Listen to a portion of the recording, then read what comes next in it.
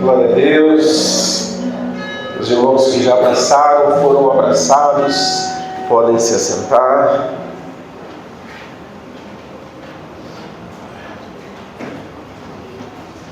Seguimos em nossa série de mensagens Igreja Acolhedora, e essa é a terceira mensagem da série, com o tema Há lugar à mesa.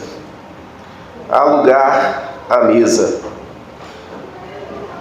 Meus irmãos, existe uma diferença muito grande entre entrar em uma casa, sentar-se à mesa. Entrar numa casa para fazer uma visita qualquer e entrar numa casa e sentar-se à mesa. Às vezes, somos bem recebidos em um lugar, as pessoas nos cumprimentam, né? As pessoas nos recebem com educação, conversam conosco, e em determinado horário termina a conversa, a gente levanta e a gente vai embora e nada mudou. Não é verdade? Normalmente é assim. Agora imagina alguém chegar para você e dizer assim: vem almoçar comigo. Vem, ou chega e vai ao restaurante e fala: reserva um lugar aqui para o meu amigo. Sente-se aqui conosco. Sente-se aqui perto da família. Essas duas coisas são bem diferentes. Uma um pouco impessoal, apesar de você estar entrando na casa, mas a outra muito mais proximidade, não é verdade? Chamar para comer na sua casa é diferente, né? É um ambiente diferente. Porque a mesa, ela comunica algo poderoso. Ela comunica pertencimento. Assentar-se à mesa com você, tomar uma refeição com você, é como se você dissesse: você faz parte. Você faz parte de um grupo seleto. Porque essa mesa aqui é da nossa família. E nós estamos estendendo essa mesa para você fazer parte.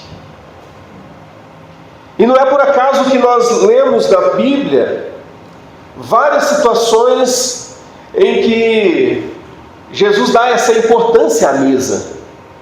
Dá essa importância justamente para esse ambiente de mesa. Se olharmos o Antigo Testamento, Deus promete um grande banquete para o seu povo. Olha a mesa aparecendo aí. A promessa de um grande banquete. Isaías anuncia, lá em Isaías 25, um dia em que o Senhor preparará um banquete para todas as nações. No Novo Testamento, como eu falei, Jesus frequentemente é visto sentado à mesa. Sentado à mesa. E quando a gente olha então essa história, a gente encontra, e especificamente no texto de hoje, a gente vai encontrar novamente a figura da mesa. A história da redenção fala e caminha nessa direção de uma grande mesa preparada para o povo de Deus, para a família de Deus. E é justamente sobre essa mesa que Jesus fala lá em Lucas 14. Antes de nós lermos o texto, nós precisamos perceber um detalhe bem importante. A gente vai ler ali a partir do verso 15, mas eu queria antes falar um pouquinho do que acontece antes ali, dos primeiros versos até o verso 14, porque Jesus, ele não conta uma parábola para uma multidão qualquer. Ele não conta a parábola para qualquer pessoa. Ele conta isso em qualquer ambiente. Ele conta isso no almoço, assentado à mesa. E nós precisamos compreender que aquele almoço, ele é fundamental para a gente entender a parábola. E eu queria que você guardasse essa informação. Antes, para a gente entender, a gente precisa olhar ali em Lucas 14, o cenário que foi contado mostra que Jesus havia sido convidado então para sentar à mesa com os principais fariseus. Como assim? Você sabe que ele foi convidado para sentar? Porque ninguém convidava ninguém para sentar à mesa se não houvesse um interesse, pelo menos pela pessoa ou por aquilo que ela poderia fazer. Então, Jesus, para estar ali naquela casa e comer com eles, ele havia sido convidado para estar lá. E Lucas informa que tudo acontece nesse almoço. Não era um convite de amizade, não era um ambiente agradável, mas era um ambiente de observação. Porque eles convidam Jesus para participar daquela refeição, daquele momento com eles, mas a gente vai perceber no texto que eles, na verdade, estavam observando e tentando pegar Jesus em alguma situação. Eles estavam ali prontos, e era essa ideia, né? Vamos tentar pegar ele em alguma situação que a gente possa condená-lo depois, que possamos julgá-lo depois. E o texto diz que eles o observavam atentamente. Jesus estava então sendo colocado à prova. E logo no início do texto, fala que ali estava um homem doente. Um homem que tinha hidropisia. O que é isso? É acúmulo de líquido. Ele estava, em algumas versões fala um homem que estava inchado. Então, ele sofria daquilo. Ora, por que será que esse homem estava ali, na casa daqueles fariseus? Estudiosos acreditam que ele estava ali porque ele foi colocado ali, justamente para colocar Jesus à prova. E eles não falam nada, mas Jesus sonda o coração, e Jesus toma a iniciativa e pergunta: é lícito curar no sábado esse homem? Ninguém havia falado nada. Então aquele homem tinha sido colocado ali. Era como se fosse uma armadilha. Será que Jesus ia curar no sábado? Se Jesus cura aquele homem, curou no sábado. Se Jesus não cura o homem, nossa, como Jesus é insensível, como Jesus ele não se importa com a necessidade do outro. Percebam que o ambiente era para esse julgamento. E Jesus, a gente vai ver no texto que ele cura um homem e expõe então a dureza do coração daqueles líderes. Porque eles conheciam a lei, eles cobravam a lei do povo, porém eles não tinham relacionamento algum com o legislador, aquele que inspirou a lei. Eles não tinham intimidade nenhuma, eles eram fariseus. Falava-se muito, mas vivia-se pouco. Depois ele dirige-se então para os convidados, porque ele fala ali que os convidados começavam a disputar lugares. Não, deixa eu sentar aqui, e tentavam. E Jesus então questiona eles e fala: vocês não devem se importar com isso. Importa estar assentado com os mais pobres, os mais necessitados devem estar perto. Aquele que se exalta será humilhado, aquele que se humilha será exaltado. E depois ele dirige-se ao anfitrião e confronta a lógica dos convites, né? Em vez de chamar apenas amigos, parentes, ele fala de novo ali, aos pobres, aleijados, mancos, cegos, eles é que deveriam ser convidados. Sabe por que Jesus fala muito disso? Que é importante que os aleijados, os pobres, eles sim deveriam estar ali. Porque lembra que eu falei que ser convidado à mesa tinha muito daquilo de... Isso acontece muito hoje, por incrível que pareça, né? Não, eu te convido porque eu tenho interesse nessa relação.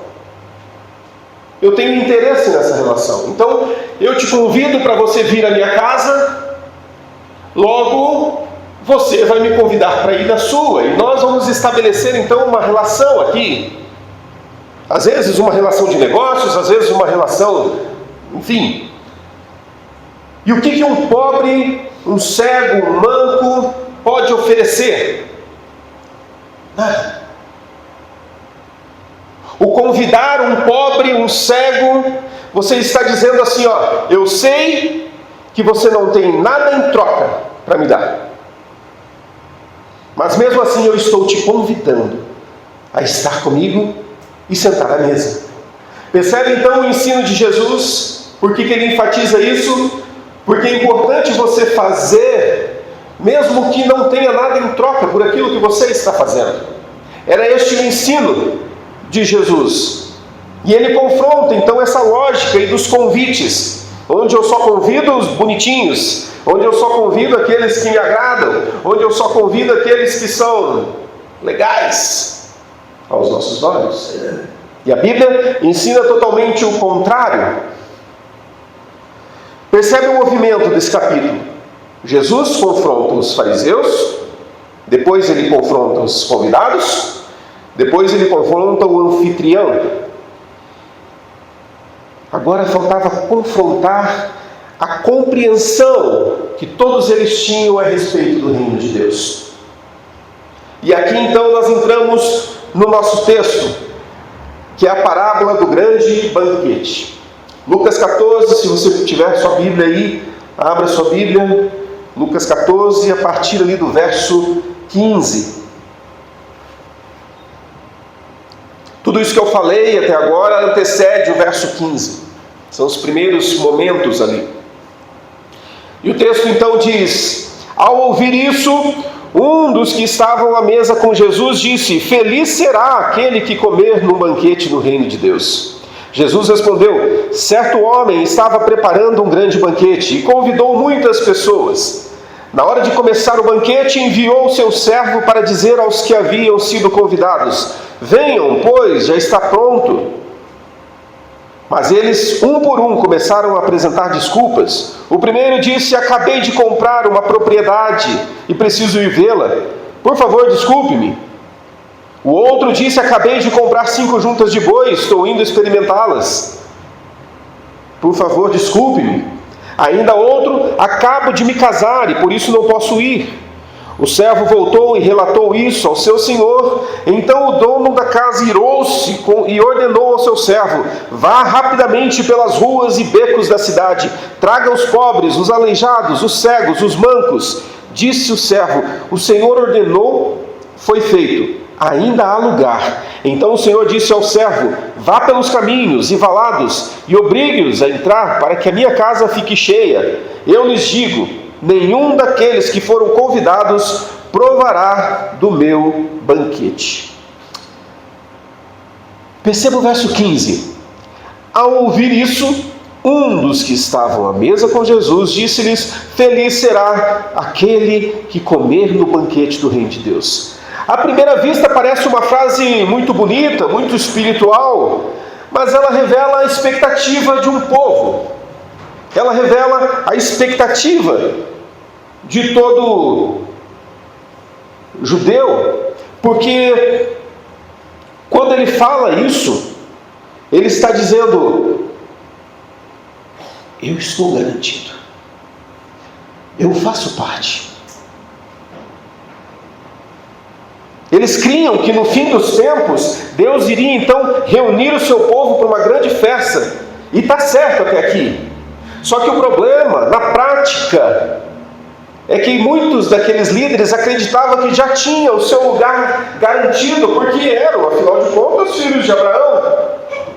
Eram já líderes, frequentavam a sinagoga, conheciam a lei, guardavam as tradições. E isso automaticamente iria então chancelar a presença deles no grande banquete. Na prática, aquele homem está dizendo que a felicidade será quando nós estivermos naquele banquete.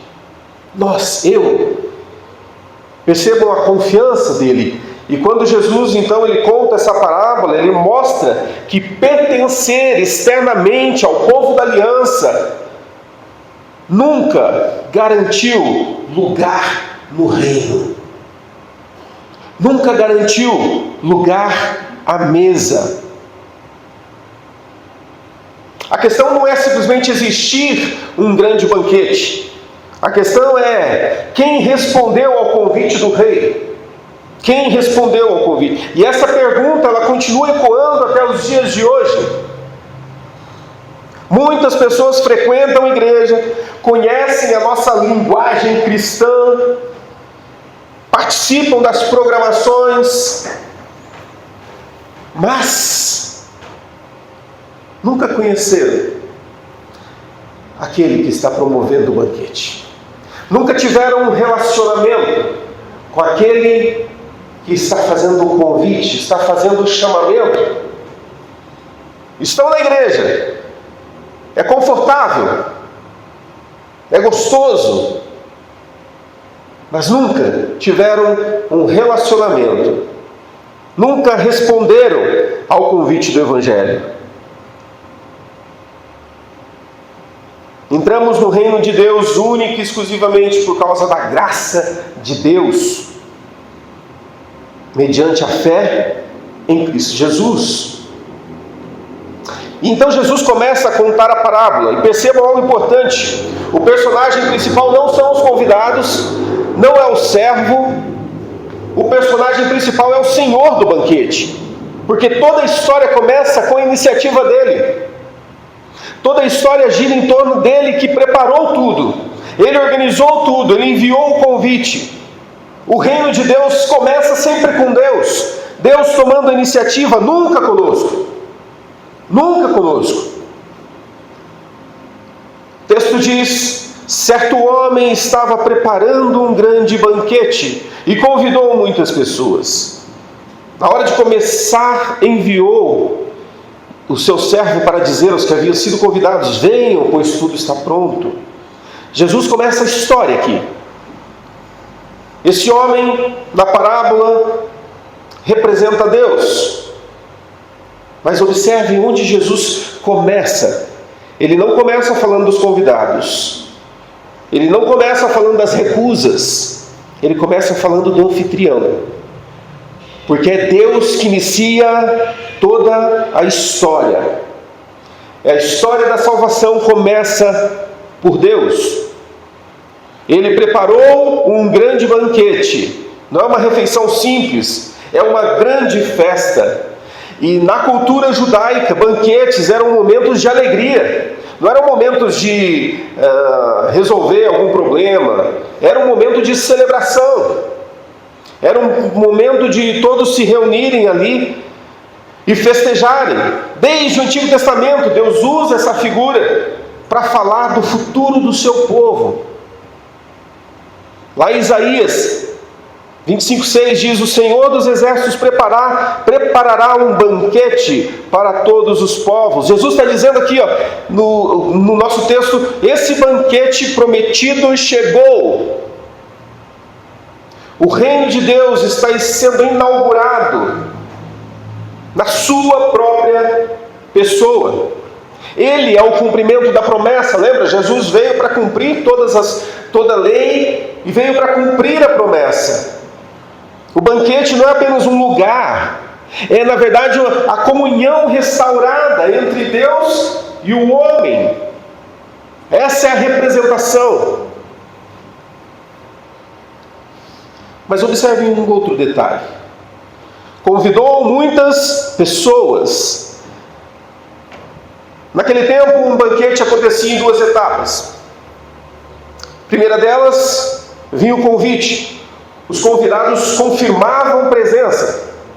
Vou fazer uma grande festa. Eu envio um convite e a pessoa então confirma a presença nessa festa, nesse banquete que eu estou promovendo.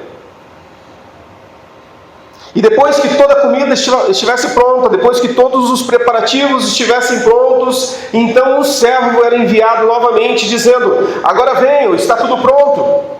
venham fazer parte. É exatamente isso que acontecia. Ninguém era pego de surpresa. Já sabia que existia uma festa e a qualquer momento eu seria avisado: ó, já está pronto lá, vamos lá. Sabe quando a mãe fala, né? Ela faz a comida lá e fala assim: ó, está pronto, venham comer. Mais ou menos isso. Avisando: ó, já está pronto, podem vir. Mas olha que interessante. Todos já sabiam. Todos haviam aceitado anteriormente o convite. Chegou a hora. O servo diz: venham, porque está tudo pronto. Não falta mais nenhum preparo. O cordeiro já foi providenciado. O preço já foi pago. Olhando para a história da redenção, a reconciliação foi realizada. A salvação não depende mais de alguma atitude dos convidados. Ela depende da obra daquele que preparou o banquete, dizendo: ó, está consumado, está tudo pronto. E essa obra está completa. O convite do Evangelho não é: venham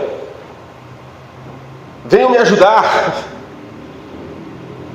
O convite é: venham fazer parte, está tudo pronto. Paulo escreve aos Efésios, lá em Efésios capítulo 2, porque pela graça sois salvos mediante a fé, isso não vem de vós, é dom de Deus. Nós não conquistamos lugar na mesa, nós somos chamados a participar dessa mesa. Então tudo começou em Deus, tudo foi preparado por Deus, tudo foi realizado por Deus.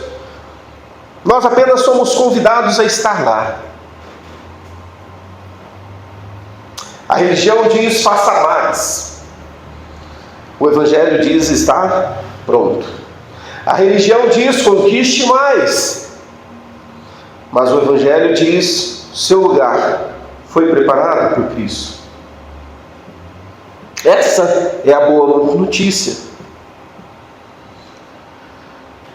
Talvez, não sei se aqui, mas certamente muitas pessoas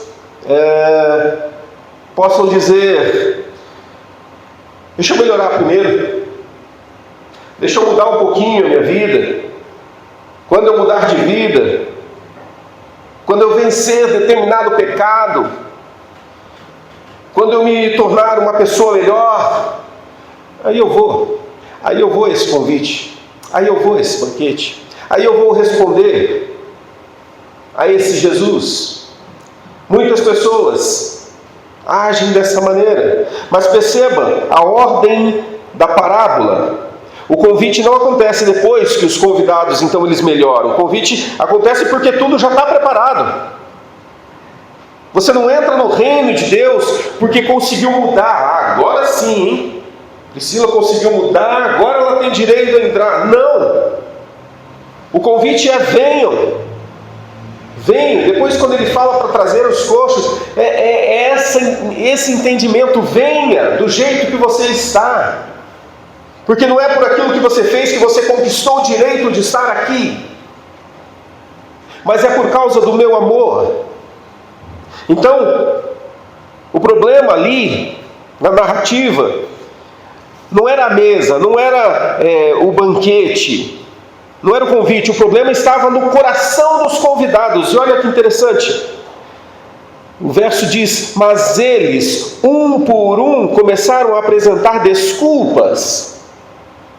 Lucas usa uma expressão interessante, que um por um, não foi uma recusa coletiva, mas cada um encontrou a sua própria justificativa e construiu o seu próprio argumento. Vamos ver ali. O primeiro: comprei um campo e precisei ir vê-lo. É curioso, né? Porque quem compra um terreno antes de conhecê-lo? Às cegas, né? Não tem sentido, não faz sentido. O segundo afirma: comprei 5 juntas de bois e vou experimentá-las. Outra justificativa estranha, né? Porque quem compra bois sem testá-los? E o terceiro declara: acabei de me casar, por isso não posso ir. No primeiro momento parece até justificável, né? Bom, afinal de contas ele vai casar, né? Pô, não vai dar para ir para a festa. Ele vai casar, família, isso é importante. Porém, lembra? O convite já havia sido feito há tempos. O convite já havia sido feito. Ele já sabia desse banquete. Então a questão não era falta de tempo. A questão aqui era falta de interesse. Em todos os exemplos, era essa falta de interesse. Nenhuma das pessoas apresentou um motivo pecaminoso. Porque o problema nunca esteve nas coisas. O problema foi a prioridade dada a cada uma delas. Tim Keller, ele diz que um ídolo é uma coisa boa transformada em coisa suprema. Olha que interessante. Um ídolo é uma coisa boa transformada em coisa suprema. Percebe? É exatamente o que aconteceu aqui. O campo se tornou mais importante que o reino. Os bois, eles se tornaram mais importantes que o reino. O casamento tornou-se mais importante que o reino. O pecado, perceba que ele raramente vai aparecer dizendo abandone a Deus. Mas normalmente ele surge sorrateiramente dizendo deixa para depois. Ou agora não. Quando sobrar um tempinho, quando a sua vida estiver organizada, e pouco a pouco o coração então ele começa a se afastar do convite de Deus. É importante a gente observar aqui nesse texto que Jesus está ensinando que ele não está falando que trabalhar é errado, nem possuir bens, nada disso, nem casar, mas ele está dizendo que é o que toda a Escritura afirma, a bondade dessas dádivas, né? Mas ele está dizendo, ele denuncia um coração que transforma essas dádivas, aquilo que é bom, em desculpas para rejeitar o doador. Era exatamente esse o problema dos líderes religiosos ali, porque eles conheciam as promessas, esperavam o reino, lembra? Eles lembravam lá do que Isaías falou lá atrás, esperavam esse banquete, mas quando o rei chegou, eles estavam ocupados demais. Estavam ocupados demais para recebê-lo. Então a tragédia não foi a falta do convite, mas foi a recusa da graça. Será que isso acontece hoje? Será que isso faz parte dos nossos dias? Com certeza sim. Infelizmente sim, né? As pessoas, elas não rejeitam Cristo por falta de evidência. Na verdade, elas simplesmente vivem ocupadas demais para assumir compromisso com Ele. A sua carreira ocupa o maior espaço da sua vida. Os seus projetos pessoais ocupam todo o espaço da sua vida. Tudo, então, o lazer ocupa todo o espaço da sua vida. A família ocupa todo o espaço da sua vida. Mas família não é bom? É bom, não acima de Deus. Porque se ela estiver acima de Deus, a sua família se tornou um ídolo. Se tornou um ídolo. Perceba aquilo que Jesus ele começa a apertar. O problema não foi possuir todas aquelas coisas, mas o problema é que aquelas coisas possuíam aqueles líderes, aquelas pessoas. Quando o servo retorna então e ele relata tudo ao seu senhor, a gente pode imaginar que talvez na cabeça dele estivesse assim, vai cancelar a festa, né? Todos os convites aí, o pessoal tudo rejeitou, vai cancelar a festa, né? O que vai fazer com tanta comida? Mas acontece totalmente o contrário. O que ele diz ali? O servo voltou e relatou isso ao seu senhor. Então o dono da casa irou-se e ordenou ao seu servo: vá rapidamente para as ruas e becos da cidade e traga os pobres, os aleijados, os cegos, os mancos. A resposta do Senhor da parábola nos surpreende. Ele diz que o homem se irou. E alguns podem estranhar essa reação dele, né? Afinal, estamos falando de um homem generoso, mas ele se ira. E ele convida todos aqueles que eram considerados rejeitados. Porque aqueles homens que rejeitaram o convite, eles não rejeitaram a refeição. Eles desprezaram o próprio anfitrião, porque na cultura do Antigo Oriente, recusar um convite dessa natureza era uma ofensa. Imagina, era um gesto de desprezo. Puxa, estou fazendo um grande banquete, você é meu convidado especial, e você rejeita: não, eu tenho outros compromissos. Então a parábola nos faz lembrar de uma verdade que a nossa geração prefere esquecer, né? A graça de Deus, ela nunca deve ser tratada com indiferença.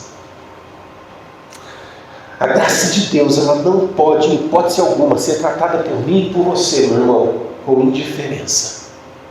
Aquilo que Jesus fez na cruz, ela não pode ser tratada de maneira banal. De nós lembrarmos daquilo uma vez por ano, quando chega a época da Páscoa.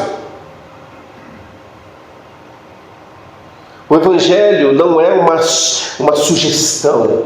O Evangelho é um chamamento do Rei.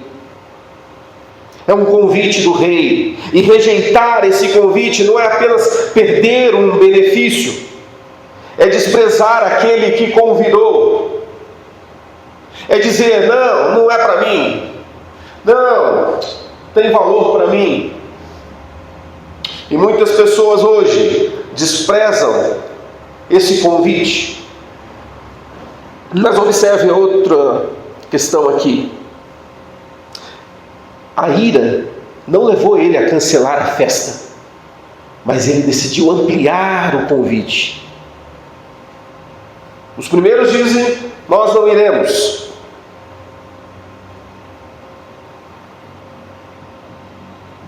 Então ele dá uma segunda ordem: vá rapidamente. A graça de Deus, ela não é passiva, ela vai ao encontro das pessoas, ela nos alcança. E para onde devo ir? Para as ruas, para os becos, para os lugares onde ninguém importante costumava procurar convidados. Os pobres, os aleijados. Percebe que ele volta lá no comecinho, né, quando ele cita nos primeiros versos do texto de Lucas 14, falando novamente sobre os pobres, aleijados.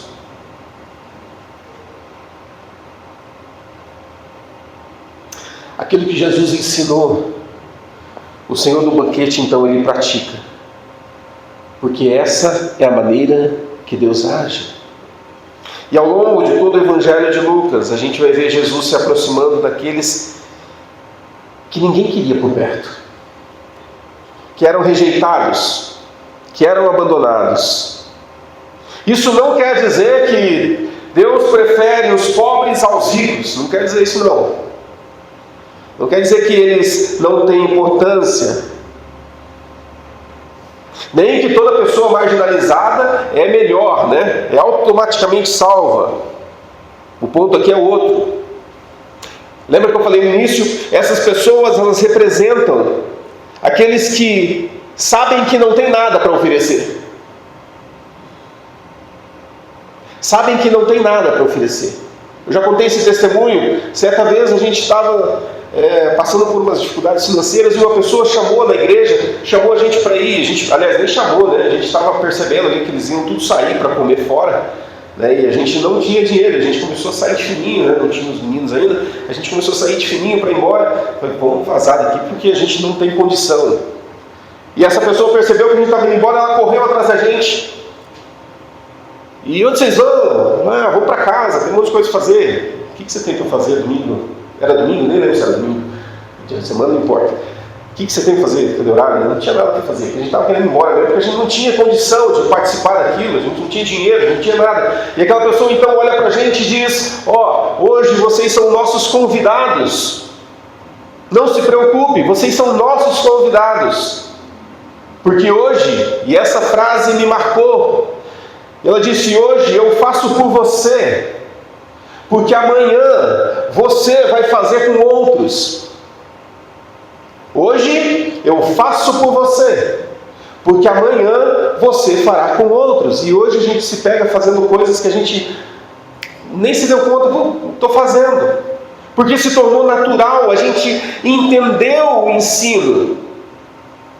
Não é mais eu, somos nós. E a gente precisa pensar no nós e parar de pensar no eu. Não, eu, não.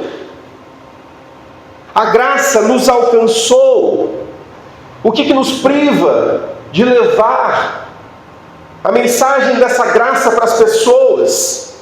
Assim como foi feito para você, você foi alcançado, você precisa levar essa mensagem para aqueles que não têm nada a oferecer, para aqueles que se sentem marginalizados, esquecidos. Essa é a mensagem do Evangelho. Ninguém compra lugar à mesa. Ninguém conquista um lugar à mesa.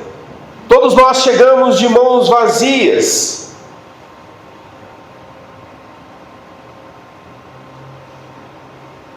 Ainda há lugar. Ainda há lugar. O que o Senhor ordenou foi feito. E ainda há lugar. Pare por um instante para pensar. A mesa começou a ser preenchida. Os lugares que antes estavam vazios, agora eles começam a ser ocupados. E a mensagem é, olha, o pessoal veio, mas ainda há lugar.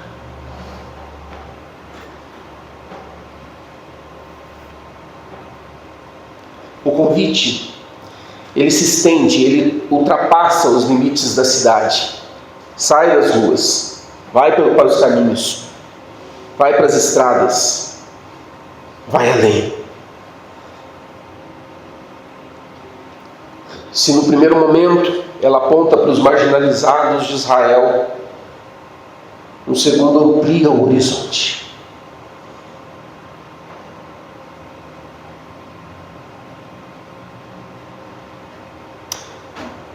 Aquilo que Lucas desenvolve em Atos, né? O Evangelho alcançando as nações. Essa é a mensagem. Depois, ele traz uma expressão curiosa. Obrigue-os a entrar. Aqui não se trata de coerção religiosa, tá? Obrigar, né? Não, eu não quero. Não tem a ver com isso.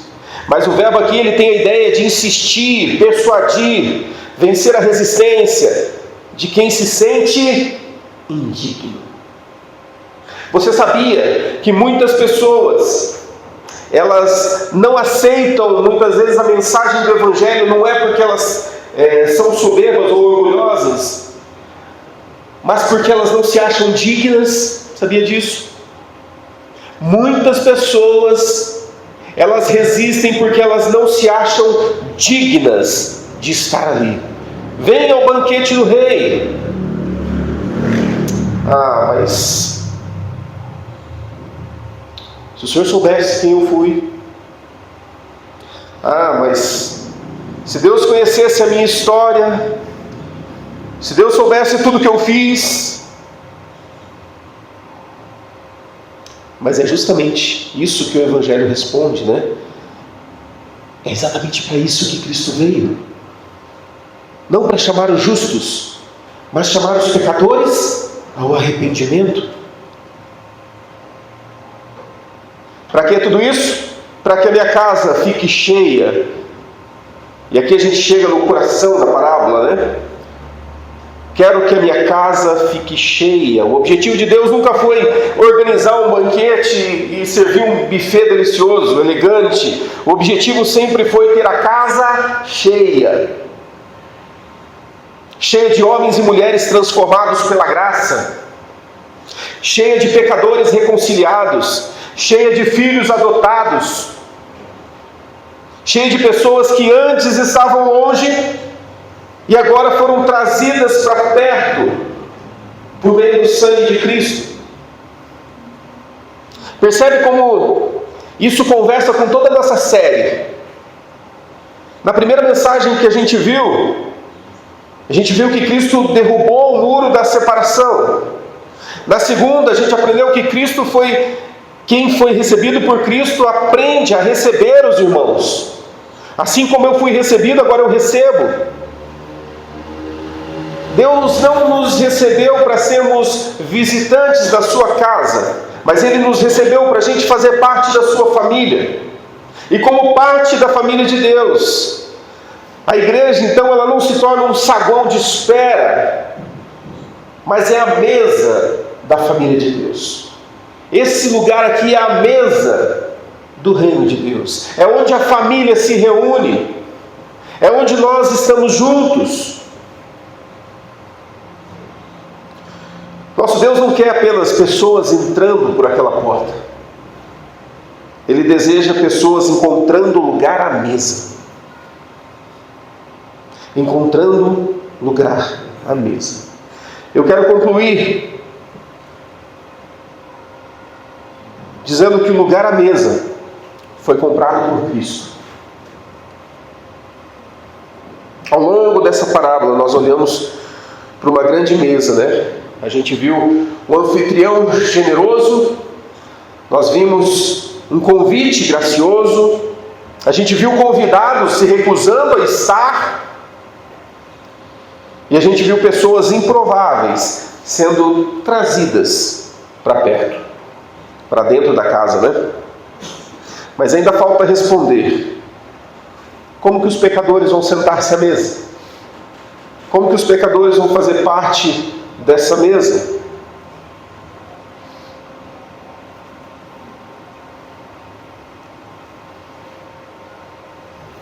Algum tempo depois, Jesus reúne os seus discípulos e ele se senta à mesa com eles. Naquela noite, reunido com os seus discípulos, ele toma o pão e diz: este é o meu corpo entregue por vocês. Pega o cálice: este é o meu sangue derramado pela aliança. Naquela mesa ali que Jesus então se reúne com os seus discípulos, ele revelou como o grande banquete do reino seria possível. Todos estavam ali. O nosso lugar à mesa não foi conquistado pelas nossas obras, e glória a Deus por isso. Porque se fosse, a gente não estaria nem perto dessa mesa, né? Se o Senhor Jesus olhasse para o nosso coração,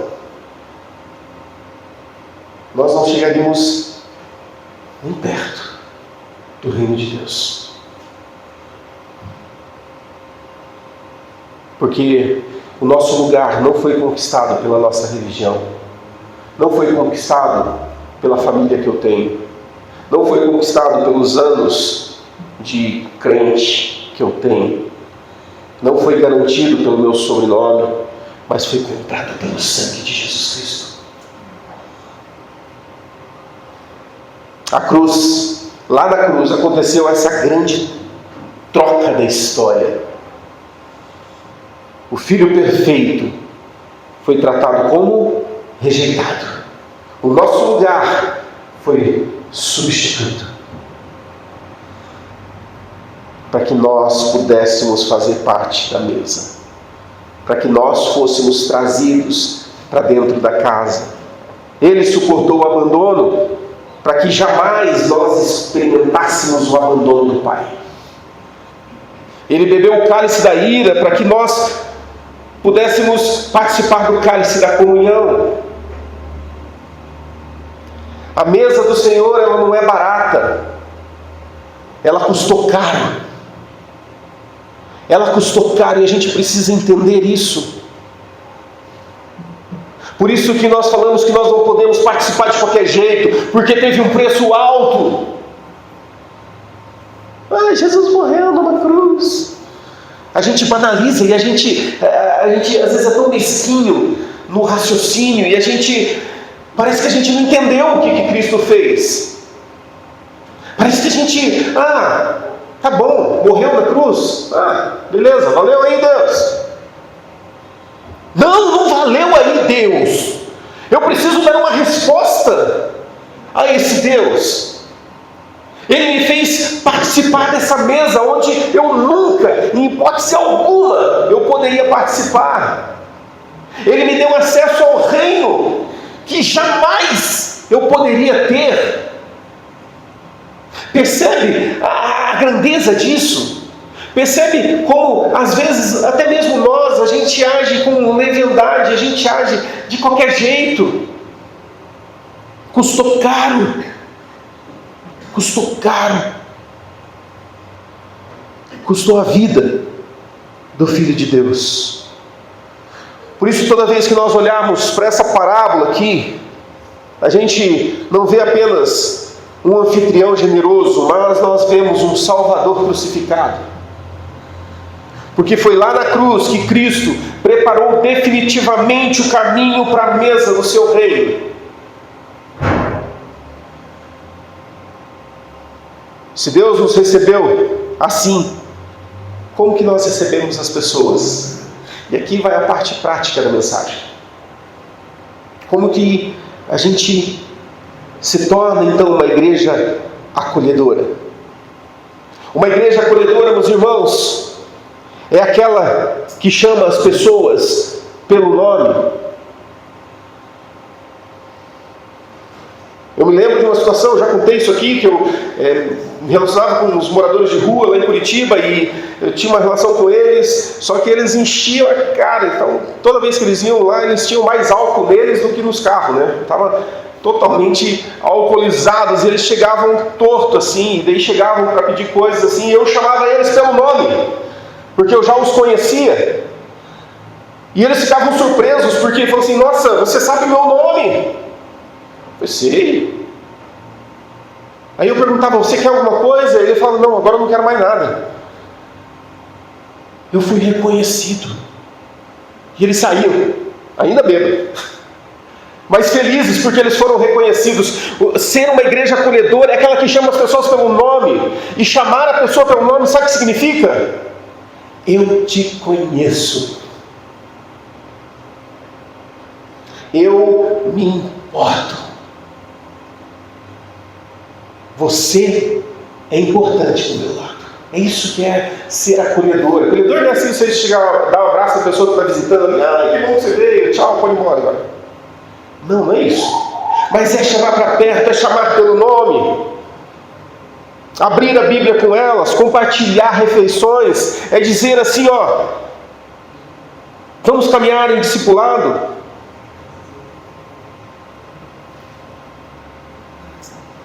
Lembra uma vez que eu chamei o Daniel ali: vamos almoçar junto, e a gente foi almoçar junto.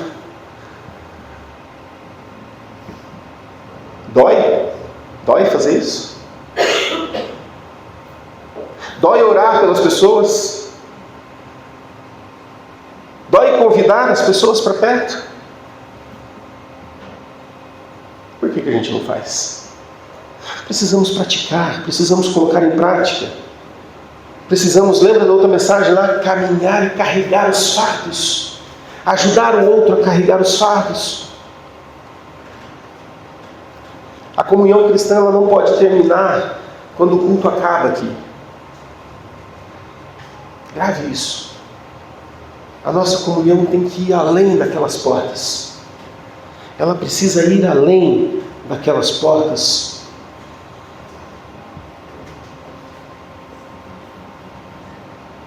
Ela continua ao redor da mesa, só que agora nas nossas casas, no nosso trabalho, no nosso dia a dia. A igreja primitiva, lembra? A igreja do primeiro século, eles perseveravam na doutrina dos apóstolos, na comunhão, no partir do pão, nas orações. O evangelho sempre cria uma família. E acredite, depois que você entrou no reino de Deus, a sua família não é mais esse núcleozinho pequeno que você tem. Não é. E não deve ser. Ela é muito maior. E nós precisamos olhar para esse núcleo maior e começar a se importar com as pessoas. E começar a olhar para as pessoas como Cristo olha. E olhar para as pessoas e apresentar essa mesa que está posta e dizer: venha, está pronto. Venha, ainda há lugar. Venha, é para você. Ah, mas eu não estou pronto. Venha, é agora. É agora. Então, meu irmão, minha irmã, faça isso essa semana. Ore e fale: Senhor, me coloca uma pessoa diante de mim. Eu já dei vários desafios assim, não sei se os irmãos fizeram ao longo de todos esses anos. Vários desafios assim. Ore e fale: Deus, coloca uma pessoa diante de mim, para que eu possa, quem sabe, almoçar junto, tomar um café junto. As mulheres que gostam de tomar chá, tomar um chá junto, partilhar um pouquinho, conhecer a história um do outro, orar um pelo outro. Tenta fazer isso. Tenta fazer isso essa semana. Não precisa me dizer depois: ah, pastor, filho, não precisa não. Deus está vendo. Isso é que importa. Mas faça isso. Se proponha a fazer isso. Você vai ver o quanto a sua vida vai mudar. Isso eu te garanto. A sua vida vai ser transformada por um gesto pequeno de dizer para o outro: você é importante para mim. Por isso eu te trago para perto. Queria deixar esse desafio para você. Faça isso essa semana. Escute a história das pessoas. Porque certamente é isso que Jesus faria. A gente viu Jesus sentando com pecadores. Jesus se aproximando daqueles que eram marginalizados. Será que não é isso que Ele está pedindo para a gente fazer? Eu queria te convidar a ficar em pé.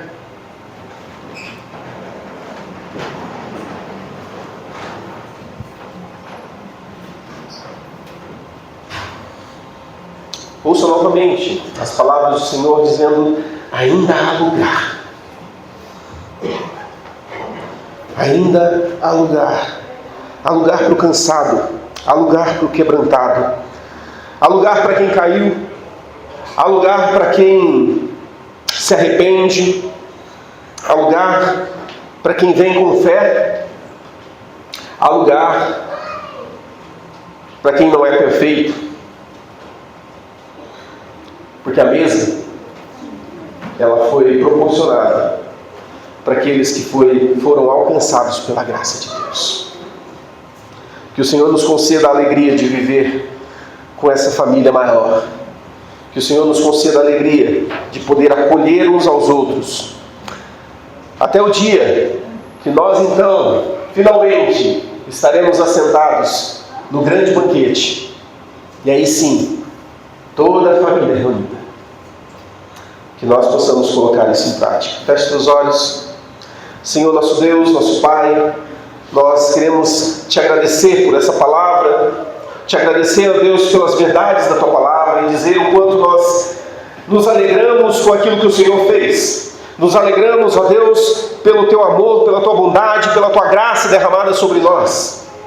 E hoje o Senhor nos convida a também partilharmos essa mesa com outros, mostrar para as pessoas que ainda há lugar. Venha, entregue-se ao Senhor, confesse ao Senhor, esteja aberto para aquilo que o Senhor quer fazer. Senhor Jesus, gera isso no nosso coração. Eu te peço, Deus, por favor, Deus, toca no coração de cada um aqui. Que todos nós, ó Deus, possamos ser incomodados pelo Teu Espírito Santo e que nós possamos assumir esse compromisso de partilharmos essa mesa, de acolhermos as pessoas, de nos importarmos com as pessoas, porque ainda há lugar, ainda há oportunidade para as pessoas fazerem parte desse grande banquete. Senhor Jesus, nós te louvamos e nós te agradecemos. Pedimos realmente que a mão do Senhor esteja sobre nós e que a nossa vida seja transformada dia após dia. No nome de Jesus. Amém. Amém.